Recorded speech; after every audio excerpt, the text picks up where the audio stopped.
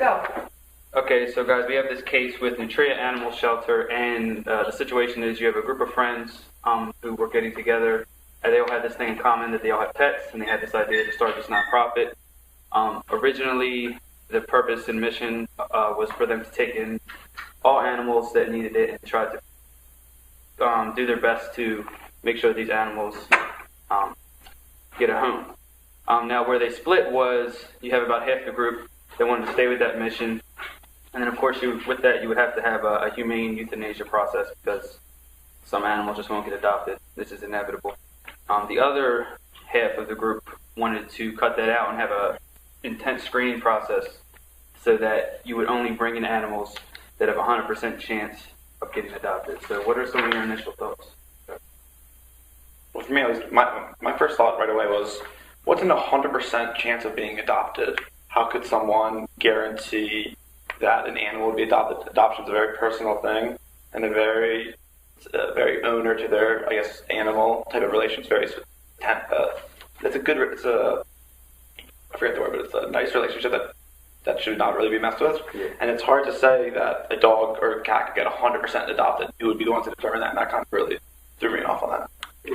My first reaction was the fact that they flip-flopped. They originally had the idea of, well, they started off with the belief that all animals should be adopted, and now they're kind of, going back on it. I don't know if that's especially for like budgetary reasons, for the fact that maybe the cost of having a euthanization program is too high, or they're just not able to budget in having all these animals. Yeah, I mean, absolutely. I mean, if you read this mission statement, we provide a safe haven for all animals. I mean, I think if we choose option 2, it doesn't follow our mission statement. This is our identity, so we must follow it, or we have to change it if we're going to do option 2. I completely agree with Matt. I think the mission statement could potentially dissuade potential adoption owners from coming, because if they see you as neglecting potential animals, I know in some cases people actually are like drawn to animals that have been abused. They want to give them a good home. They want to give them, what they didn't have before, and like give them that better life. So I think one of the things we have to think about is, the potential pet owners, the animals themselves. This group of women want to start this to bring these animals in. What's to say that once they start this, if they start throwing animals out, that's lack of credibility for them. Yeah. And then people are going to be less likely to come see them for adoptions. So less credibility with option 2. One thing that the problem that I have with option 2 as well is that I think it creates a kind of false sense of social responsibility, whereas you say, oh, we're a non-kill agency, right? So that it's a nice little thing to have, but I think it's doing the opposite. It's not helping the greater good because, like you said, you're cutting off a big portion of animals that could even come to the agency in the first place. So you're not even giving them a chance. And also, like Adam said, who makes that call? Is there a committee? Like who sits around and says, okay, you're not adoption material? I have some problems with that. So. I wrote the same thing actually for the no-kill shelter. I said I feel like that only increases the perception of the organization of the nonprofit being referred to, but another way of saying that is my standards are higher, so it's just higher standards to get in, even though they don't kill anyone when they get in, but it's not really social responsibility. I think it's almost like a cop-out, because there's something that needs to be done with these dogs and cats that may have been abused or maybe nobody wants, and it just to say, okay, well, we don't deal with that is kind of, I think, a cop-out in a sense. Exactly what Dominic and Adam said about the whole no-kill. I don't know if there's a negative stigmata attached with being, I guess, a shelter that puts down animals, but I also could see it from the standpoint of that if you are a no-kill shelter, I guess more people are gonna be willing to give their pets away to you because they know they're not put down. So I mean that could be a big reasoning in the fact that I don't know if you look at this, maybe if you could find the statistics for adoption rates or how many people go to euthanization shelters or whatnot, but I feel like that could be a big factor in it. Yeah. Real quick, are we going to assume that this shelter is having pets donated to them and trying to re-adopt them out, or are we assuming they're going to go out kind of like an SPCA kind of thing? It's both outside of the shelter. Okay. But so I was trying to put myself on the other side of the situation and think maybe, because I think we're all in kind of favor of the first option of everyone rather than just the ones that we think are going to get adopted. But I was trying to put myself in the other side of the situation, and the main thing I think someone even said this was maybe the economics behind it all. We want to consider that, and for me, I actually considered that with option one of accepting everyone rather than just accepting the ones that will get adopted, we can increase the chances of obtaining funds through the wider breadth of our mission, and I think we could also increase stakeholders that are involved because they care about the how the animals are treated at the end. And I think through our wider mission and accepting wider people, we could get more stakeholders involved in the process as well. Yeah, with and like you were saying, Adam, if we can expand and get more funding, then we can employ vets to help with the euthanasia program. We can bring them in to help the abused animals to give them the better chance of being adopted. That's what I had for economics as well. I wanted to touch on. I felt it was weird that they were having this argument via email. Yeah. Everyone else thought that was weird. When you're talking about something that has such a carries so much weight, I feel like they should be sitting down and meeting with it. I also feel like just with any mission statement, someone should be able to read it and understand it 100% without any interpretation to it, just like any type of mission statement. And if your mission statement says something like through an initial screening process have a 100% chance of being adopted, I'm going to read that and think that an animal, that animal probably has a chance of getting adopted. And then Nick's going to read that and think, well, maybe that animal won't get adopted. So each person can really interpret that 100% so differently, and no one really has a clear, concise idea of what the mission is. It's not an objective. Yeah. Figure. So maybe for them, if we could sit down and have them revisit why they're doing this in the first place. Yeah. Because I feel like a lot of times everyone does, we kind of trick ourselves out of things, overanalyze. And obviously this, there's a lot of things to consider here, but I think for them to sit down and, in person, not via email, and talk about why are we doing this in the first place, and see if they can come to a conclusion. Obviously they already did with their purpose initially, but if they can come to a conclusion again after all this happened of why they want to open this, what is the main reason you want this shelter to be, and see how option 2 and option 1 actually lines up. Absolutely. I think that they need to sit down and really make a different decision and think about it as a long-term plan. And one of the things I put down was use a path goal theory.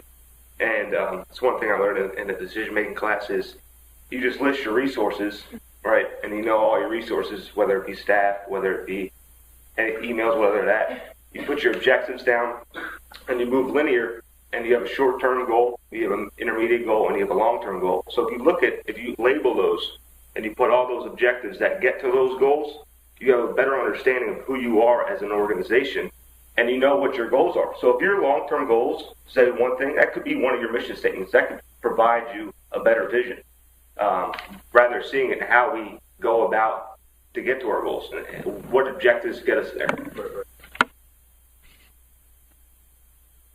So where do we go from here? I think we should probably go back to them and try to make our recommendation of option 1, listing the reasons that we think option 1, the pros for option 1, as well as the cons for option 2. I also think it's fair to address some of the concerns in our proposal as well.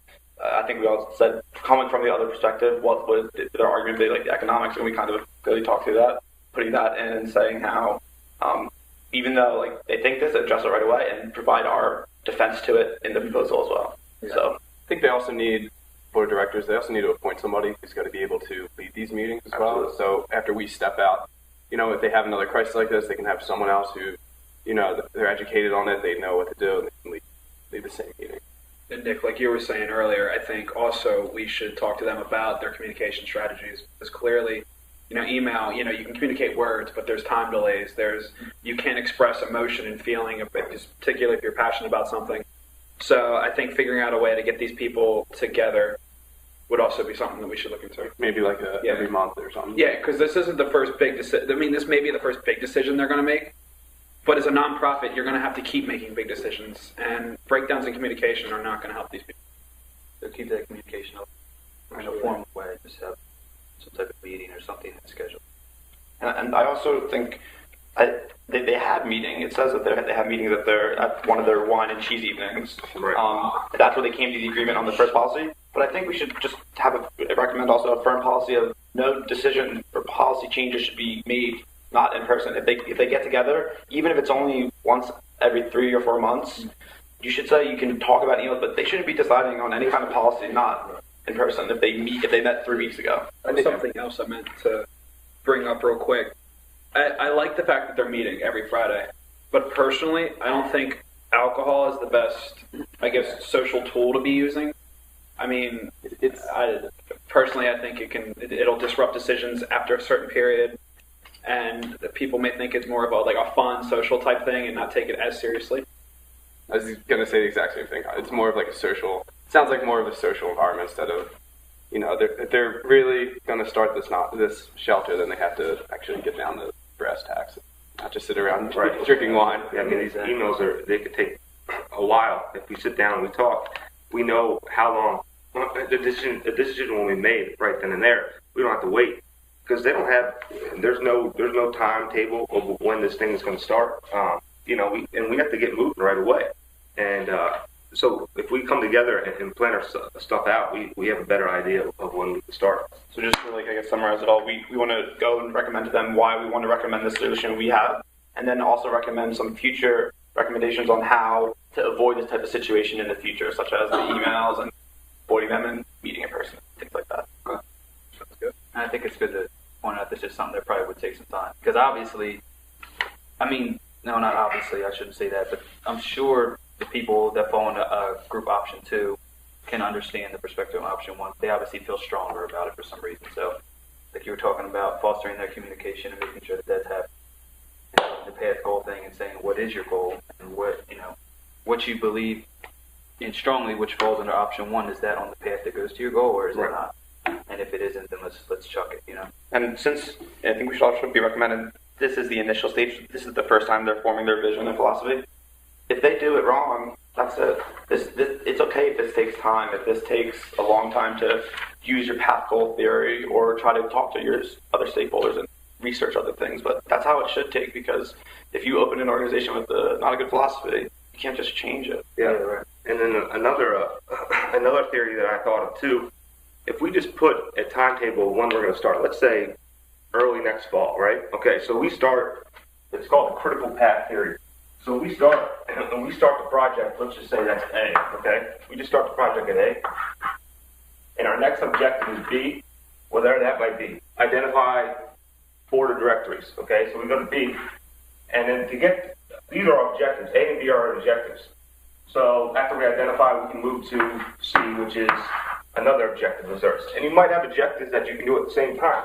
And to really figure out how long your time will take, it's just your optimistic time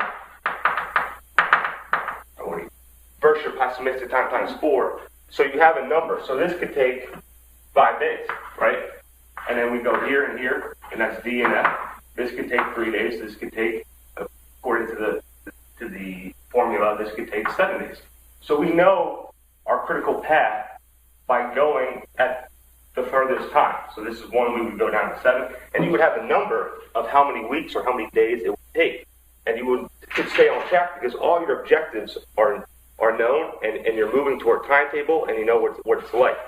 So establishing accountability. Right, exactly. It won't feel like they're rushing the process. Right. And it also won't make them feel like they're not really doing anything over these long breaks that they have. If you have intermediate breaks in between, saying, absolutely, 3 weeks after our first meeting, we'll have B done or something like that. Exactly. So, and the critical path is the longest time, and you can take some slack off certain times in the critical path, but we know a number. And knowing a number is very good in planning an organization.